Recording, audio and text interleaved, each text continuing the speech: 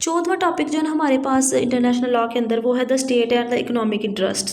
So there is a relationship between state and economic interest, और ये एक बड़ा फंडामेंटल एस्पेक्ट है इंटरनेशनल लॉ का, क्योंकि हमारे पास जो ग्लोबलाइज्ड वर्ल्ड है वो इंटरनेशनल इकोनॉमिक इंटरेस्ट के या इकोनॉमिक जो हमारे पास हैं एक्शंस उसके अलावा नहीं चल सकती।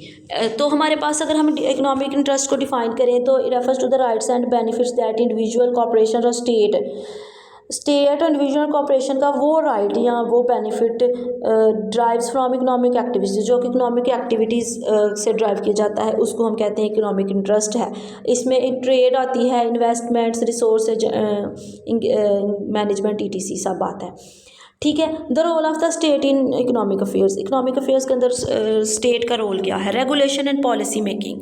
स्टेट जो है वो क्रूशल रोल प्ले करती है for regulating economic activities, is to ensure stability, growth को प्रमोट करने के लिए, कस्टमर्स को प्रोटेक्ट करने के लिए, इकोनॉमिक इन्वायरमेंट को प्रोटेक्ट करने के लिए स्टेट जो है वो एक रेगुलेशन, रूल्स एंड रेगुलेशंस बनाती है। तो इस तरह से स्टेट जो है इकोनॉमिक अफेयर्स के अंदर बहुत इंपॉर्टेंट रोल अदा करती है। ठीक है। ये जो लॉज एंड रेगुलेशंस हैं regarding tax, labour rights, environment protections, competition, ETC, ये भी इसी में आती है। ठीक है। स्टेट इंटरवेंशन, इकोनॉमिक अफेयर्स के अंदर स्टेट जो है वो दो तरह से इंटरवीन करती है। सबसे पहले है डायरेक्ट इंटरवेंशन। गवर्नमेंट्स में ओनर कंट्रोल इंटरप्राइजेज इन की सेक्टर्स जो गवर्नमेंट के हैं, इंक्लूडिंग एनर्जी, ट्रांसपोर्टेशन, उसमें गवर्नमेंट जो है डायरेक्ट इंटरवीन करती है ताकि नेशनल इंटरेस्ट को सेफ गार्ड किया जा सके।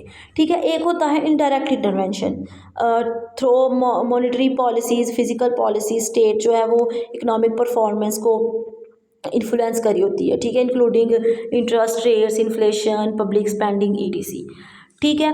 नेक्स्ट हमारे पास है international economic law. International economic law के अंदर ना तीन लॉज हैं। सबसे पहला है हमारे पास ट्रेड लॉ। ट्रेड लॉ जो है ना, इसमें वर्ल्ड ट्रेड ऑर्गेनाइजेशन है। ये वर्ल्ड ट्रेड ऑर्गेनाइजेशन जो है ये इंटरनेशनल ट्रेड के रूल्स को गवर्न करती है और seek to promote free trade जो है ना टैरिफीज और नॉन टैरिफीज बैरियर्स को रिड्यूस करके फ्री ट्रेड को प्रमोट करती है। ठीक है। नेक्स्ट हमारे पास है फ्री ट्रेड एग्रीमेंट्स, इसमें ट्रेड लॉ के अंदर आते हैं। बायलैटरल, मल्टीलैटरल एग्रीमेंट्स जो कि ट्रेड बैरियर्स को बिटवीन डिफरेंट कंट्रीज़ रिड्यूस करते हैं, सो उसको हम कहते हैं कि फ्री ट्रेड एग्रीमेंट्स हैं। ठीक है। नेक्स्ट हमारे पास है investment law. Bilateral investment treaties, agreements between two countries that establish the term for private investments across borders offering protections to investors. ये जो है ना बायलैटरल इन्वेस्टमेंट ट्रीटीज़ ये डिफरेंट कंट्रीज़ के दरमियान साइन की जाती है ताकि प्राइवेट इन्वेस्टमेंट अक्रॉस बॉर्डर्स को जो है ना वो उसको प्रोटेक्ट किया जा सके। फिर है हमारे पास International Centre for Settlement of Investment Disputes. ये एक फोरम है जो कि इंटरनेशनल इन्वेस्टमेंट डिस्प्यूट्स को हल करने between states and foreign investors को के दरमियान जो डिस्प्यूट है उसको हल करने के लिए बनाया गया है। नेक्स्ट हमारे पास है डेवलपमेंट लॉ। ये स्टेट है has responsibility promote economic development. उसकी स्टेट को उसको जो है वो प्रमोट करना स्टेट की जिम्मेदारी है, पर्टिकुलर इन डेवलपिंग कंट्रीज़। ठीक है। और इसके ज़रिए जो है इसके लिए क्या किया जाता है कि different international corporation and sports जो है ना उसकी हेल्प ली जाती है।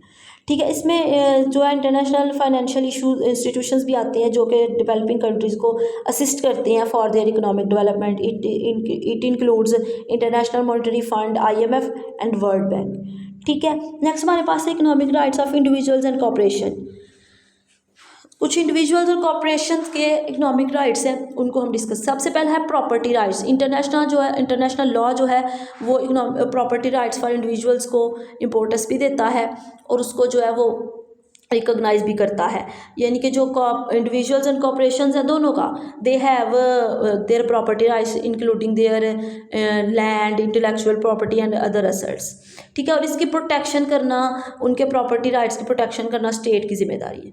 फिर हमारे पास लेबर राइट्स हैं। States are obligate to protect labour rights. States को जो है ना वो इंश्योर करना चाहिए कि वो लेबर राइट्स को प्रोटेक्ट करे, ensuring fair wages, safe working conditions. ठीक है। And the right to organise ETC। ठीक है, इंटरनेशनल लेबर स्टैंडर्ड जो है ना वो एक इंटरनेशनल लेबर ऑर्गेनाइजेशंस की तरफ से बनाई गई हैं, जो कि स्टेट को गाइड्स करती हैं कि लेबर लॉज को कैसे फॉर्मुलेट करना है। ठीक है, challenges in the state economic interest relationship के दरमियान चैलेंजेस कौन से हैं स्टेट और इकोनॉमिक। सबसे पहला चैलेंज है ग्लोबलाइजेशन। इकोनॉमिक ग्लोबलाइजेशन जो है ना उसकी वजह से स्टेट की दूसरे अमंग द स्टेट्स, ठीक है, इंटरडिपेंडेंस बहुत ज़्यादा होगी और इसकी वजह से जो है ना इकोनॉमिक पॉलिसीज़ की जो सोवरेनिटी है, इकोनॉमिक राइट्स के ऊपर जो स्टेट की सोवरेनिटी है वो इफेक्ट हो रही है। ठीक है, conflict of interest, balancing national interest with global economic integration can create tension specially when state prioritise local industry over foreign investments. ठीक है, नेशनल इंटरेस्ट को ग्लोबल इकोनॉमिक इंटरेस्ट के इंटीग्रेशन के साथ बैलेंस करना स्टेट के लिए एक बड़ा चैलेंज हो सकता है, स्पेशली तब जब वो लोकल इंडस्ट्रीज़ को फॉरेन इन्वेस्टमेंट के ऊपर प्रायोरिटाइज कर रही हो। ठीक है, फिर इन्वायरमेंटल कंसर्न्स हैं, economic activities often conflict the environmental protection जो है वो इकोनॉमिक एक्टिविटीज़ के ऊपर बहुत गहरा असर डालती है और इसके नतीजे में क्या होता है कि there is a debate over sustainable development the responsibilities of state. ठीक है, तो ये चीज़ जो है इन्वायरमेंटल प्रोटेक्शन का ना होना ये स्टेट को अकाउंटेबल बनाता है। फिर हमारे पास है ट्रेड, कुछ केस स्टडीज़ हैं इस हवाले से। सबसे पहले हमारे पास ट्रेड डिस्प्यूट्स हैं, dispute among between countries regarding tariffs and trade practices. ये जो है ना ये जो कॉन्फ्लिक्ट्स हैं वो हाईलाइट्स कर सकते हैं कि स्टेट की जो इकोनॉमिक इंटरेस्ट हैं वो कितने कम्प्लेक्स हैं। इसमें जो है ना सबसे बड़ी वॉर इस वक्त का जो इकोनॉमिक वॉर है वो है US चाइना जो है कॉन्फ्लिक्ट। ठीक है, कुछ इन्वेस्टमेंट डिस्प्यूट्स हैं, कुछ cases just like ICSID illustrate the challenges faced by the investors and जो ये जाहिर करती हैं कि इन्वेस्टर्स और स्टेट को जो है ना interpretation and enforcement of investment treaties के हवाले से किन चैलेंजेस का सामना करना पड़ा।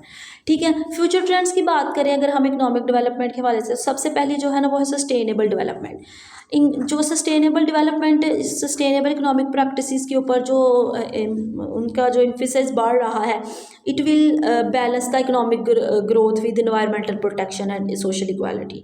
ठीक है, फिर डिजिटल इकोनॉमी है, जो है ना वो डिजिटल इकोनॉमी का राइज होना, ये इसने एक नए चैलेंजेस भी और अपॉर्चुनिटी भी स्टेट के लिए प्रोवाइड की हैं, जिसमें जो है ना कुछ रेगुलेशंस को अगर रूल्स एंड रेगुलेशंस को इंश्योर कर दिया जाए तो it will protect the customer and foster investors ETC। ठीक है, so that was all about the relationship between state and economic interests.